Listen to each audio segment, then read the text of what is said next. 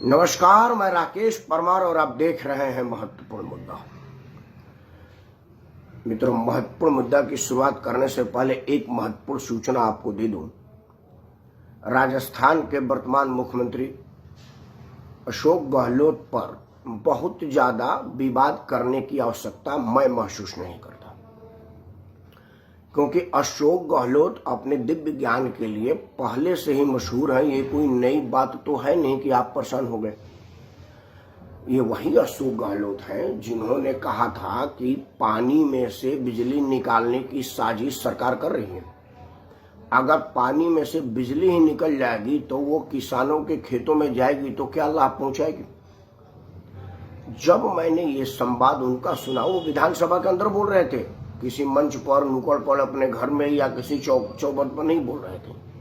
शासकीय कार्य की जिम्मेदारी निर्वहन करते हुए राजस्थान विधानसभा के अंदर का बयान था उनका, जो रिकॉर्ड में रहता है। उस वक्त जब आप इनके समझ पर एतराज नहीं किए और दोबारा चुन करके मुख्यमंत्री बना दिए, तो भाई हमारे भोजपुरी में बोलते कि भाई इनका दूध भात है, इनको क्षमा करें। तो अब उन्होंने अगर बलात्कारी को माफ करने और फांसी देने पर रोक लगाने जैसी मांग की है, तो इसमें गलत क्या है। भारत के राजनीति में महिलाओं के प्रति कितने लोग संवेदनशील हैं और कितनी संवेदनहीन है, ये बात नहीं है भाई। ये राजस्थान के मुख्यमंत्री हैं, उत्तर प्रदेश के सबसे पुराने अभी वयोवृद्ध मुख्यमंत्री जो जिंदा है, आदरणीय मुलायम सिंह यादव जी। उन्होंने अपने यहाँ के हुए बलात्कार पर कहा कि देखिए, बलात्कार वगैरह कुछ घटना केस नहीं होता, ये तो जवानी के जोश में बच्चों से हो जाती है। उसी उत्तर प्रदेश में एक बुढ़ौती के जोश में बाप बन गए थे, वो भी उत्तर प्रदेश के पूर्व मुख्यमंत्री थे। तो हमारे नेताओं के इन सब चीजों पर अब ना तो जनता रिएक्ट कर रही है, ना ही उसको करना चाहिए, क्योंकि जब आप अपने मताधिकार के माध्यम से ऐसे दिव्य ज्ञानियों को राजनीति में स्थापित करेंगे तो फिर आपका क्या होगा। हमारे भोजपुरी में बोलते हैं कि बुआ बबूर तो अनार न मिली, आज जो एक दिन अकेले तहरियार न मिली। मतलब अगर आप बबूल का पेड़ बोएंगे तो अनार कहाँ से पाएंगे, और एक दिन आप अकेले पड़ जाएंगे, आपको यार कहाँ से पाएंगे अगर आपने सज्जनों का साथ नहीं दिया, सज्जनों को मौका नहीं दिया। तो ये खैर आज बात यूपी बिहार की है, इस वजह से कि उत्तर प्रदेश का तो मैं खुद रहने वाला हूं। उत्तर प्रदेश में परिवार है और बिहार में ससुराल है, तो यूपी बिहार की चिंता मैं ज्यादा करता हूं। हालांकि मैं भारतवासी हूं, समस्त भारत का ध्यान है मुझे, लेकिन यूपी बिहार पर विशेष ध्यान इसलिए है कि कहीं परिवार है तो कहीं ससुराल है। तो चूंकि यूपी का हूं, नोएडा के जस्ट बगल में रहता हूं, नोएडा कालिंदी कुंज जहां समाप्त होता है उत्तर प्रदेश की सीमा और दिल्ली की जो सीमा प्रारंभ होती है, वहां मेरा घर है। सानत भाई को नमस्कार। तो सबसे पहले उत्तर प्रदेश की चर्चा कर लेते हैं। मित्रों, उत्तर प्रदेश में भी क्या सब ठीक ठाक हो रहा है। आपको पता होगा कि योगी आदित्यनाथ को बर्दाश्त करने के लिए क्या क्या यत्न की गई। उसके पहले योगी आदित्यनाथ को निपटाने के लिए दिल्ली भारतीय जनता पार्टी में कितना प्रयास किया गया, ये सब बताने की जरूरत नहीं है। सब करके जब लोग थक गए और योगी आदित्यनाथ के विजय रथ अश्वमेध घोड़ा को नहीं रोक पाए, तो 2 विदूषक देने का काम किया, भाई ये लीजिए, 2 ले लीजिए। उस सब के बाद जब योगी जी अपने कार्य प्रणाली, निष्पक्षता और भेदभाव रहित शासन, सुशासन और कड़क प्रशासन के वजह से लोगों के दिलों में स्थान बनाए, तो अब क्या करते। तो अब नया हो रहा है, वो सुन लीजिए। एक आदमी जो अपने आप को भारतीय जनता पार्टी का सदस्य बता रहा है, मैं सिरे से इस बात को नकार रहा हूं, क्योंकि जब राष्ट्रीय अध्यक्ष घूस लेते पकड़ा गया था, उसका भाजपा से कोई संबंध नहीं था। जब कांग्रेस का बलात्कारी जिसने तंदूर कांड में अपने पत्नी को जला दिया था, उसका कांग्रेस से कोई संबंध नहीं था। समाजवादी पार्टी का नेता अपने पत्नी को गोली मार दिया, उसका समाजवादी पार्टी से कोई मतलब नहीं था। बहुजन समाज का जीतते ही बलात्कार किया, उसका कोई बलात्कार से मतलब नहीं था। तो राजनीति में जब भी आप पकड़े जाएंगे तो आपका उस पार्टी से कोई संबंध नहीं होगा, ये आपको बताने की जरूरत नहीं, हम सब जानते हैं। क्या लिए आप अपना समय खराब करते हैं। टीवी बाइट में आने से पहले कहते कि सबसे पहले मैं एक बात बता दूं कि ये जो फलाना आदमी है, उसका Bharatiya Janata party, Congress party, Samajwadi party, Bahujan Samaj party, Telugu Desam party, TMC party किसी भी पार्टी से कोई संबंध नहीं है। और दूसरा, कानून अपना काम करेगा, उसको छोड़ा नहीं जाएगा, बख्शा नहीं जाएगा। ये सब अब लोग सुन चुके हैं, मैं भी वो दोहराऊंगा नहीं, आगे बताता हूं। घटना हुआ, गुंडे हुआ, वो सब आप समाचार में सुन लिए होंगे। जो समाचारों के अंदर की बात आ रही है, मैं उस पर अपनी बात रखना चाह रहा हूं। चर्चा है, महेश शर्मा जी परसों आए थे ओमेक्स सोसाइटी में। आते ही उन्होंने ऐलान किया कि मैं आदरणीय अमित शाह के आदेश पर आया हूं। आपको गारंटी देता हूं कि अगले 48 घंटे में कल्पित को पकड़ा जाएगा, अपराधी बचेगा नहीं। अमित शाह जी, जेपी नड्डा जी, प्रधानमंत्री जी ने हमको आदेश किया है।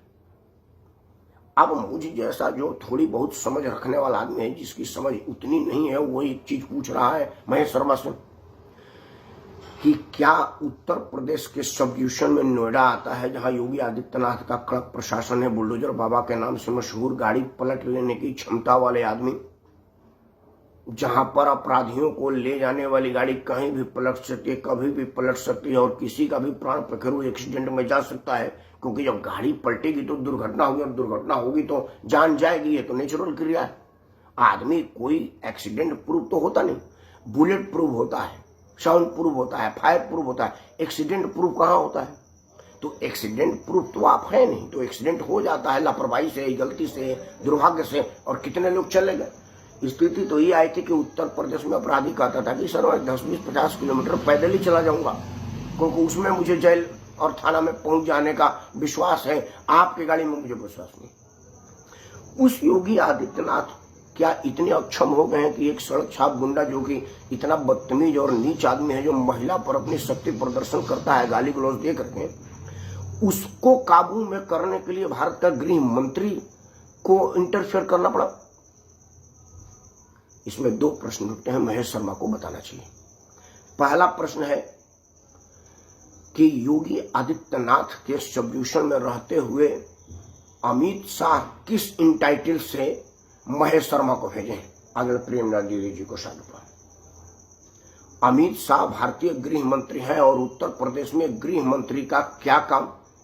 कानून व्यवस्था तो उत्तर प्रदेश प्रशासन का है, और क्या योगी आदित्यनाथ इतने अक्षम हो गए कि वो कानून व्यवस्था को संभाल नहीं पा रहे हैं और भारतीय गृह मंत्री को उसमें उनका मदद देना पड़ रहा है?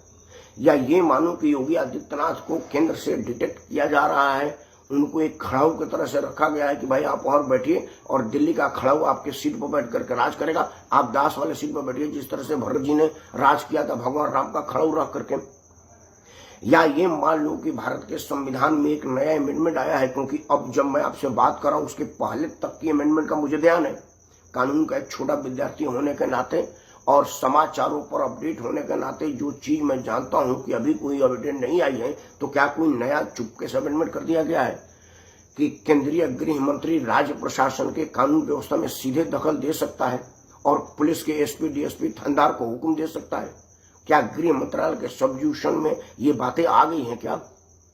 या महेश शर्मा ये बताना चाहते हैं कि योगी आदित्यनाथ फेल हो गए हैं, उनके बस की बात नहीं रही है, इसलिए केंद्रीय गृह मंत्री ने हमको भेजा है और मैं इतना सक्षम आदमी हूं कि 48 घंटा के अंदर अपराधी को गिरफ्तार करवा लूंगा और कानून व्यवस्था को संभाल लूंगा? क्या ये बात हो रही है क्या?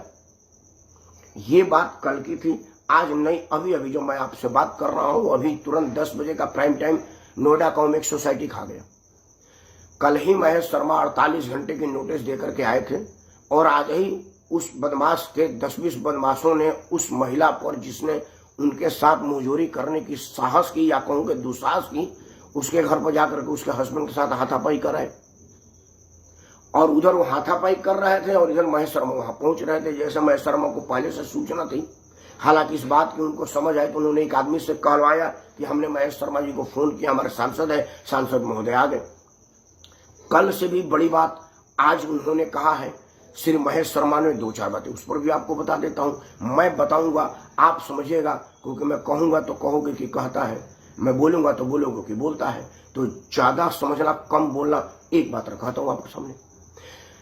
कल जब महेश शर्मा आए थे तो उनको अमित शाह ने भेजा था, जेपी नड्डा ने भेजा था। कल योगी आदित्यनाथ ने नहीं भेजा था। आज जब महेश शर्मा आए हैं और पुलिस की सिक्योरिटी एमएक्स में लगी हुई है और उस सिक्योरिटी को धत्ता बताते हुए जब 4, 5, 10 नहीं दर्जनों गुंडे उस सोसाइटी में जबरन घुस जाते हैं और रेसिडेंट्सों के साथ मारपीट करते हैं, तो कहते हैं कि देखिए ये योगी प्रशासन है और इस तरह की कृत्य पर मैं शर्मिंदा हूं, ये बर्दाश्त नहीं होगा। मतलब आज फिर योगी प्रशासन को लचर व्यवस्था और शर्मिंदगी वाली बात आप जोड़ रहे हैं। तो क्या कोई ऐसी चीज खेल या राजनीति साजिश हो रही है जो योगी आदित्यनाथ को छोटी छोटी व्यवस्था पर अपदस्थ करने, असमंजस में डालने या उनको अक्षम साबित करने का प्रयास हो रहा हो? मुझे तो ऐसा ही लगता है। अगर आपको लगता है कि मैं गलत कह रहा हूं तो मुझे मार्गदर्शन दीजिएगा, कमेंट बॉक्स में लीजिएगा। और अगर फिर भी ना लगे तो आप मुझे सीधे फोन भी कर सकते हैं, मैसेज भी कर सकते हैं। आपका सुझाव स्वीकार है।